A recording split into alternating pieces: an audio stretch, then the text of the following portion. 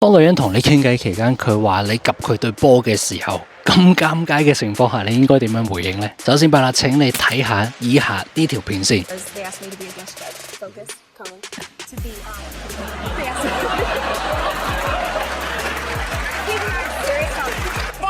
Be real here for a second. Speaking of, you didn't think I was gonna look down there? I think.